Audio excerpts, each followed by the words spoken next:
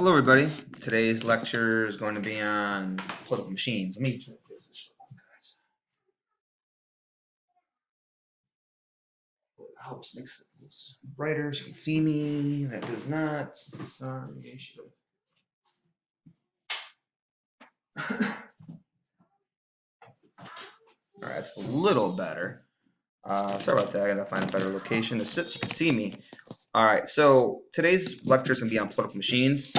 We'll talk about what that means. I would venture to guess you probably don't know what that means. That's fine, or that's why we're gonna be going over today.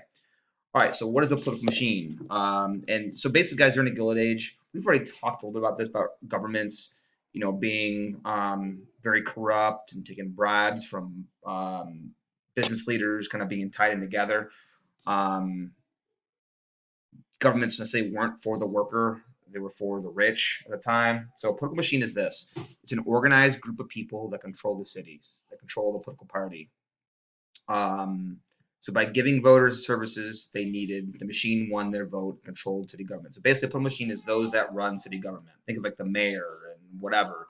So it's a political party that's in charge of a city government. All those that are part of that political party, the leaders, and so forth. So the leader would be something called the city boss. That's the person who's in charge of the political machine, who's the head of it. They basically call the shots and everything. So what do they control? Very important to understand this. The city boss and political machines, they controlled the jobs of the police, the fire, and the sanitation departments. So think about that. If you are a corrupt politician that's taking bribes from businesses, the city boss are the ones who hired the police. They hire the fire. People think about what police do. They enforce the laws. So they're going to carry out um, what the city boss wants them to do, what to enforce, what not to enforce. Um, so very powerful job. They also hire agencies that grant licenses to businesses. So again, um, sometimes how they can kind of line their pockets. So if I wanted to open up my own business, I might need to funnel some money to these people, to these agencies that give the licenses to do jobs in the city. That's how partnerships form between businesses and these city governments through bribes, things of that nature. The city bosses also provided money to fund large construction projects. So they were in charge of that. So city governments were trying to build buildings, or whatever the case might be. They were in charge of all the contracts for what construction companies who they were going to hire. Again, bribes. If Myers Construction Company, and I wanted this job, I wanted to build this city building, I might give a little extra money to these politicians so I can get the contract. So that's all was tied in together. The courts, the construction companies, the big business in the cities, the police, the fire. It was all controlled by the city boss. So again, it's how kind of corruption became friends with everybody. You took bribes from everybody. Um, Again, it wasn't for the average. This system wasn't necessarily for the average person or for democracy and what we expect everybody to be protected. It just wasn't the case. It was a big bribery scheme. So political machines loved immigrants. Why? So we talked about in the beginning part of this unit about how this was the time of immigration. So we have millions of immigrants coming into our country. So many of these immigrants, they never voted before. They try to sway votes by bribery, intimidation, and other means. So, for instance, as you'll see here in a video, as I'll show you guys in class, um, sometimes these political machines would literally be waiting at Ellis Island, and they would give them houses, they would give them apartments, they'd give them food, they'd give them turkey at Thanksgiving, they would bail them out of jail, they'd provide them jobs. Essentially, what they're doing is they're trying to bribe them for a vote, so they can stay in power. Um, which often left the immigrants very grateful. They had somebody to basically protect them and to help them. So political machines are going to use their power to rig elections, and we'll talk about that. You guys kind of saw that opening activity that we did in class. There were stories coming out about how they would go through those who voted in the election. They would find dead names of dead animals, dead cats, dead dogs, people who've been dead for years, voted in the election. So you'll see that the power of the elections are those who count the votes. Um, so that's how these elections were rigged. So let's say in New York City, if there was 1 million people who lived there, but yet they were counting 2 million votes. So you see that 1 million people live in New York City who are eligible to vote, but yet they were counting 2 million votes. So they would rig these elections to make sure that the political machines would win. As I said before, become wealthy from kickbacks. So many of these city bosses and those that were ahead of the political machines would become rich because they were taking illegal payments from construction companies and from other groups that were bribing these politicians. And you'll see that here in one of the activities that I do in a little bit. You guys will see some of that in terms of how they would, make some of the money. They would control police, the force to stay out of trouble.